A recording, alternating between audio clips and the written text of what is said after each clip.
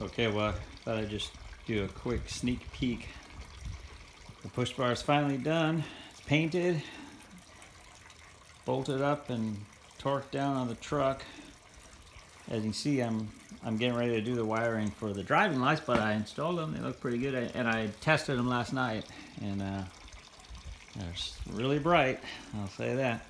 Anyways, I'll make a video, a full video showing different parts of the build. It'll probably end up being pretty long, but I just wanted to kind of post this little sneak peek of how everything turned out for anyone on the channel who was kind of curious where things stand or if the push bar ever got done. So I'm real pleased with it.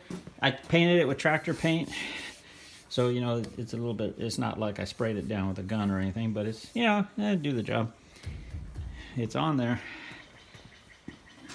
I mounted the little original tie hooks that normally go on the frame opener out on the front with some ARP hardware. So, real pleased with how it came out. Anyway, stay tuned, and the next probably few days or a week I'll have a full video showing the different phases of building the push bar for anyone who's interested. It will be a long video, but as soon as I have time I'll edit it up. So, but the push bar is finally done.